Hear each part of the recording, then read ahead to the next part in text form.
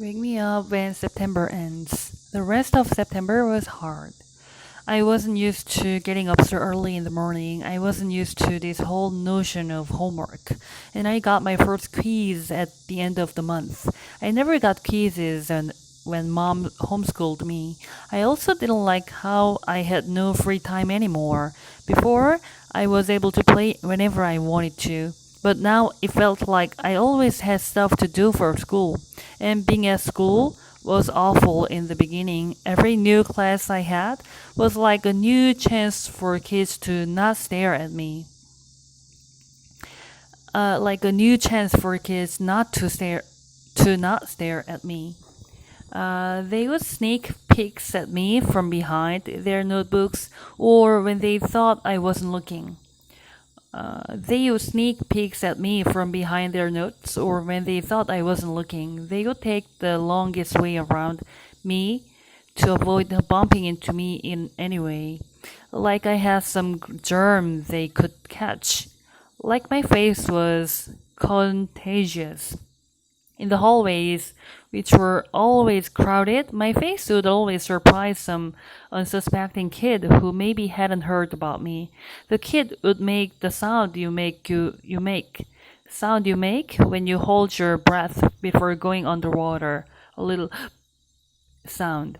This happened maybe 4 or 5 times a day for the first few weeks. On the stairs in front of the lockers in the library. 500 kids in school. 500 kids in a school. Eventually, every one of them was gonna see my face at some time. And I knew after the first couple of days that word had gotten around about me because every once in a while, I would catch a kid elbowing his friend as they passed me, or talking behind their hands as I walked by them. I can only imagine what they were saying about me. Actually, I prefer not to even try to imagine it. I'm not saying they were doing any of these things in a mean way. By the way, not once did any kid laugh or make noises or do anything like that. They were just being normal, dumb kids. I know that. I kind of wanted to tell them that. Like, it's okay, I know I'm weird looking. Take a look, I don't bite. Hey, the truth is, if a Wookiee started going to the school all of a sudden, I'd be curious. I would probably stare a bit. And if I was walking with Jack or Summer, I'd probably whisper to them, hey, there's the Wookiee. And if the Wookiee caught me saying that, he would know I wasn't trying to be mean. I was just pointing out the fact that he is a Wookiee.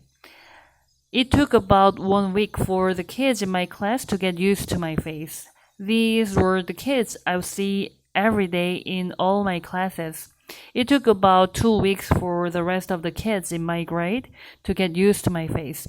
These were the kids I would see in the cafeteria, yard time, PE, music, library, computer class. It took about a month for the rest of the kids in the entire school to get used to it. These were the kids in all the other grades. They were big kids. Some of them had crazy haircuts. Some of them had earrings in their noses. Some of them had pimples. None of them looked like me. It took about a month for the rest of the kids in the entire school to get used to it. These were the kids in the other grades. Jack Will. I hung out with Jack in homeroom, English, history, computer, music, and science, which were all the classes we had together. The teachers assigned the seats in every class, and I ended up sitting next to Jack in every single class. So I figured either the teachers were told to put me and Jack together, or it was a totally incredible coincidence. I walked 2 classes with Jack too. I know he noticed kids staring at me, but he pretended not to notice. One time though, on our way to history, this huge 8th grader who was zooming down the stairs 2 steps at a time accidentally bumped into us at the bottom of the stairs and knocked me down. As the guy helped me stand up, he got a look at my face, and without even meaning to, he just said, "Oh." Then he patted me on the shoulder, like he was dusting me off. Then he patted me on the shoulder, like he was dusting me off. He patted me on the shoulder, and took off after his friends. For some reason, me and Jack started cracking up. "That guy made the funniest face," said Jack as we sat down at our desks. "I know, right?" I said. "He was like, ooh, I swear, I think he wet his pants." We were laughing so hard that the teacher, Mr. Rocha, had to ask us to settle down. Later, after we finished reading about how ancient Sumerians built sundials, Jack whispered, "Do you ever want to beat those kids up?" I shrugged. "I guess, I don't know. I'd want to. I think you should get a secret squirt gun or something and attach it to your eye somehow. And every time someone stares at you, you squirt them in the face with some green slime or something." I answered, No, with slug juice mixed with dog pee." "Yeah," I said, completely agreeing. "Guys," said Mr. Roche from across the room, "people are still reading." We nodded and looked down at our books. Then Jack whispered, "Are you always gonna look this way, August? I mean, can't you get plastic surgery or something?" I smiled and pointed to my face. "Hello, this is after plastic surgery." Jack clapped his hand over his forehead and started laughing hysterically. "Dude, you should sue your doctor," he answered between giggles. This time, the two of us were laughing so much we couldn't stop, even after Mr. Roche came over and made us both switch chairs with the kids next to us. Mr. Brown's precept for October was, "Your deeds are your monuments. Your deeds are your monuments." He told us that this was written on the tombstone of some Egyptian guy that died thousands of years ago. Since we were just about to start studying ancient Egyptian history, Mr. Brown thought this was a good choice for a precept. Our homework assignment was to write a paragraph about what we thought the precept meant, or how we felt about it. Our homework assignment was to write a paragraph about what we thought the precept meant, or how we felt about it. This is what I wrote. "This precept means that we should be remembered for the things we do. The things we do are the most important things of all. They are more important than what we say or what we look like. The things we do outlast our morality. The things we do are like monuments that people build to honor heroes after they've died. They are like the pyramids that the Egyptians built to honor the pharaoh. Only instead of being made out of stone, they are made out of the memories people have you. That's why your deeds are like your monuments, built with memories instead of with stone." Apples. My birthday is October 10. I like my birthday, 10/10. It would have been great if I'd been born at exactly 10:10 in the morning or at night, but I wasn't. I was born just after midnight, but I still think my birthday is so cool. I usually have a little party at home, but this year I asked Mom if I could have a big bowling party. Mom was surprised but happy. She asked me who I wanted to ask for my class, and I said everyone in my homeroom plus Summer.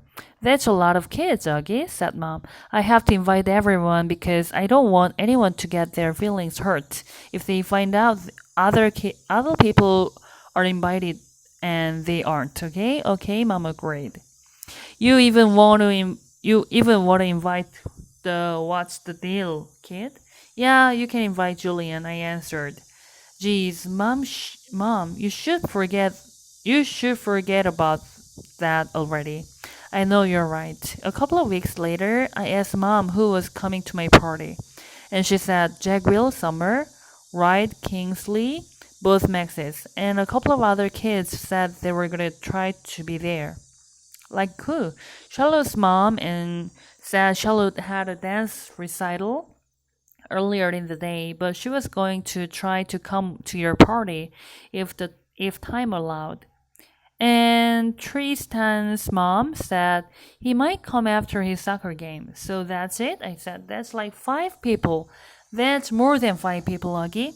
I think a lot of people just had plans already. Mom answered.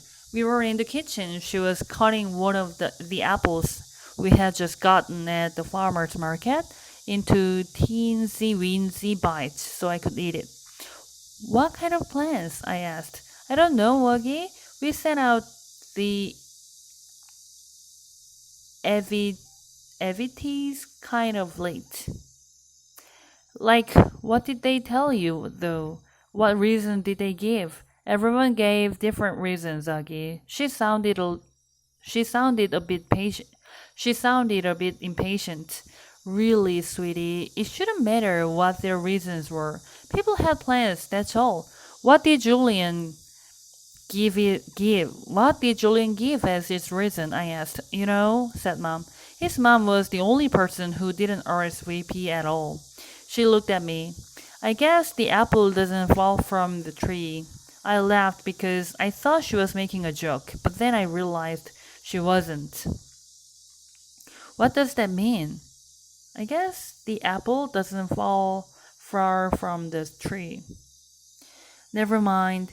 No, now go wash your hands so you can eat. My birthday party turned out to be much smaller than I thought it would be. But it was still great. Jack, Summer, Wright, Tristan, and both Maxes came from school. And Christopher came too, all the way from Bridgeport with his parents. And Uncle Ben came. And Aunt Kate and Uncle Paul drove in from Boston, though Tata and Papa were in Florida for the winter. It was fun because all the grown-ups ended up bowling in the lane next to ours. So it really felt like there were a lot of people there to celebrate my birthday. Halloween.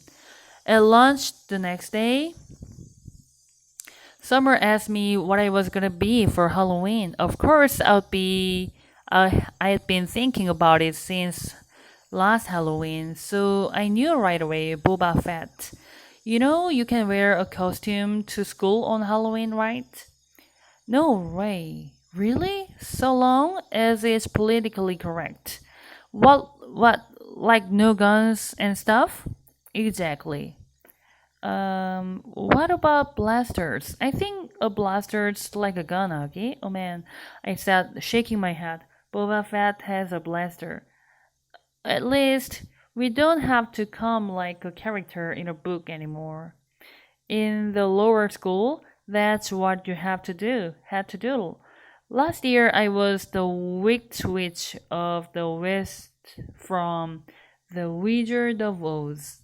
But that's a movie, not a book. Hello, Summer answered. It was a book first, one of my favorite books in the world. Actually, my dad used to read it to me every night in the first grade. When Summer talks, especially when she's excited about something, her eyes squint like she's looking right at the sun. I hardly ever see Summer during the day, since the only class we have together is English. But ever since that first lunch at school, we've sat at the summer table together every day, just the two of us. But ever since the first lunch at school, so what are you gonna be? I asked her. I don't know yet. I know what I would really want to go as, but I think it might be too dorky.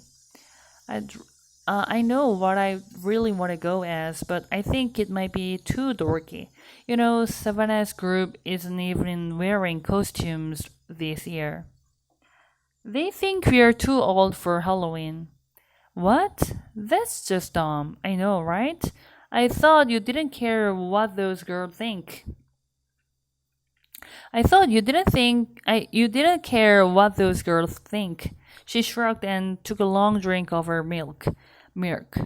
So what dorky thing do you want to dress up? Do you want to dress up as? I asked her, smiling. Promise not to laugh. She raised her eyebrows and her shoulders embarrassed. A unicorn. I smiled and looked down at my sandwich. Hey, you promised not to laugh, she laughed. Okay, but you're right. That is too dorky. I know, she said, but I have it all planned out. I'd make the head out of paper mache and paint the horn gold and make the mane gold. Too. I would be so awesome, okay? I shrugged. Then you should do it. Who cares what other people think? Right? Maybe what I will do is just wear it for the Halloween parade, she said, snapping her fingers. And I'll just be like a goth girl for school. Yeah, that's it. That's what I will do. Sounds like a plan. I nodded. Thanks, Augie, she giggled. You know, that's what I like best about you. I feel like I can tell you anything. Yeah, I answered, nodding. I gave her a thumbs up sign. Cool beans. School pictures. I don't think anyone will be shocked to learn I don't want to have my school picture taken on October 22nd. No way. No thank you. I stopped letting anyone take pictures of me a while ago. I guess you could call it a phobia. No, actually, it's not a phobia. It's an aversion, which is a word I just learned in Mr. Brown's class. I have an aversion to having my picture taken. There, I used it in a sentence. I thought Mom would try to get me to drop my aversion to having my picture taken for school. I thought my mom would try to get me to drop my aversion to having my picture taken for school, but she didn't. Unfortunately, while I managed to avoid having the portrait taken, I couldn't get out of being part of the class picture. The photographer looked like he just sucked on a lemon when he saw me. I'm sure he thought I ruined the picture. I was one of the ones in the front, sitting down. I didn't smile, not that anyone could tell if I had. Not that anyone could tell if I had. Not that anyone could tell if I had smiled. The cheese touch. I noticed not too long ago that even though people were getting used to me, no one would actually touch me. I didn't realize this at first because it's not like kids go around touching each other that much in middle school anyway. But last Thursday in dance class, which is like my least favorite class, Mr. Mrs. Atanabe, the teacher, tried to make Cinema Chin be my dance partner. Now, I've never actually seen someone have a panic attack before, but I have heard about it. And I'm pretty sure Cinema had a panic attack at school at that second. She got really nervous and turned pale and literally broke into a sweat within a minute. And then she came up with some lame excuse about really having to go to the bathroom. Anyway, Mrs. Atanabe let her off the hook because she ended up not making anyone dance together.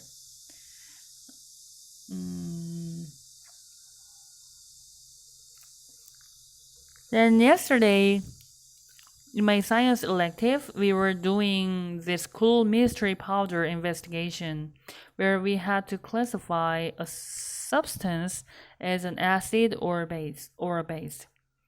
Everyone had to hit their mystery powders on a heating plate and make observations. So we were all huddled around the powders with our notebooks. Now there are 8 kids in the elective, and 7 of them were squished together on one side of the plate, while one of them, me, had lost a room of the other side. So of course I noticed this, but I was hoping Miss Rubin wouldn't notice this because I didn't want her to say something. But of course she did notice this, and of course she said something.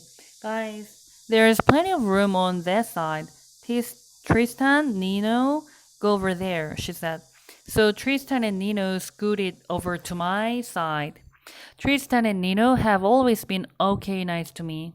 I want to go on record as saying that.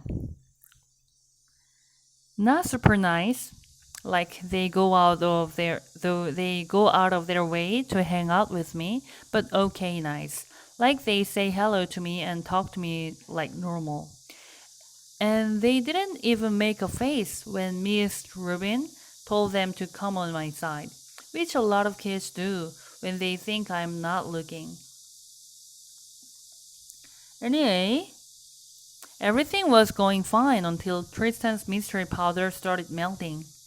He moved his foil off the plate just as my powder began to melt too, which is why I went to move mine to the plate.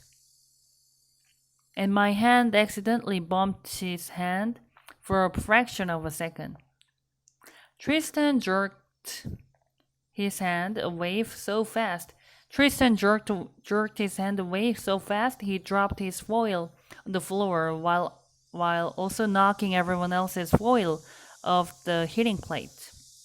Tristan, yelled Miss Rubin, but Tristan didn't even care about the spilled powder on the floor or that it ruined the experiment. What he was most concerned about was getting to the lab sink to wash his hands as fast as possible. That's when I knew for sure that there was this thing about touching me at beecher prep. I think it's like the cheese touch in Diary of a Wimpy Kid. The kids in the story were afraid they'd catch the cooties if they touched the old moldy cheese on the basketball court. At beecher prep, I'm the old moldy cheese. Costumes. For me, Halloween is the best holiday in the world. It even beats Christmas. I get to dress up in a costume. I get to wear a mask. I get to go around like every other kid with a mask and nobody thinks I look weird. Nobody takes a second look. Nobody notices me. Nobody knows me. I wish every day could be Halloween. We could all wear masks all the time. Then we could walk around and get to know each other before we got to see what we looked like under the masks. When I was little, I used to wear an astronaut helmet everywhere I went. To the playground, to the supermarket, to pick Via up from school, even in the middle school of summer. Though it was so hot, my face would sweat. Though it was so hot, my face would sweat. I think I wore it for a couple of years, but I had to stop wearing it when I had my eye surgery. I was about 7, I think. And then we couldn't find the helmet after that. Mom looked everywhere for it. She figured that it had probably ended up in Grant's attic, and she kept meaning to look for it, but by then I had gotten used to nothing. I got used to not wearing it. I have pictures of me in all my Halloween costumes. My first Halloween, I was a pumpkin. My second, I was Tiger. My third, I was Peter Pan. My dad dressed up as Captain Hook. My fourth, I was Captain Hook. My dad dressed up as Peter Pan. My fifth, I was an astronaut. My sixth, I was Obi-Wan Kenobi. My seventh, I was a clone trooper. My eighth, I was Darth Vader. Darth Vader. My ninth, I was bleeding scream. The one that has fake blood oozing out over the skull mask. This year I'm gonna be Boba Fett, not Boba Fett, the kid in Star Wars Episode 2, Attack of the Clones, but Boba Fett, the man from Star Wars after Episode 5, The Empire Strikes Back. Mom searched everywhere for the costume but couldn't find one in my size, so she bought me a Jango Fett costume since Jango was Boba's dad and wore the same armor. And then painted the armor green. She did some other stuff to it to make it look worn. Anyway, it looks totally real. Mom's good at costumes. In homeroom, we all talked about what we are gonna be for Halloween. Charlotte was going as Hermione from Harry Potter. Jack was going as a wolfman. I heard that Julian was going as Jango Fett, which was a weird coincidence. I don't think he liked hearing that I was going as Boba Fett. On the morning of Halloween, Via had this big crying meltdown about something. Via's always been so calm and cool, but this year she's had a couple of these kinds of fits. Dad was late for work and was like, Via, let's go. Usually Dad is super patient about things, but not when it comes to his being late for work. And his yelling just stressed out Via even more, and she started crying louder. So mom told Dad to take me to school and that should deal with Via. Then Mom kissed me goodbye quickly before I even put on my costume and disappeared into Via's room. Okay, let's go now, said Dad. I have a meeting I can't be late for. I haven't put my costume on yet, so put it on already. 5 minutes. I'll meet you outside. I rushed to my room and started to put on the Boba Fett costume, but all of a sudden I didn't feel like wearing it. I'm not sure why. Maybe because it had all these belts that needed to be tightened, and I needed someone's help to put it on. Or maybe it was because it still smelled a little like paint. All I knew was that it was a lot of work to put the costume on, and Dad was waiting and would get super impatient if I made him late. So at the last minute, I threw on the Bleeding Scream costume from last year. It was such an easy costume, just a long black robe and a big white mask. I yelled goodbye from the door on my way out, but Mom didn't even hear me. I thought you were going as Jango Fett, said Dad when I go outside. Boba Fett, whatever, said Dad. This is better costume anyway. Yeah, it's cool, I answered. The Bleeding Scream. Walking through the halls that morning on my way to the lockers was, I have to say, absolutely awesome. Everything was different now. I was different. Where I usually walked with my head down, trying to avoid being seen, today I walked with my head up, looking around. I wanted to be seen. One kid wearing the same exact costume as mine, long white skull face, oozing fake red blood, high-fived me as we passed each other on the stairs. I have no idea who he was, and he had no idea who I was. And I wondered for a second if he would have ever done that if he would have ever done that if he had known it was me under the mask.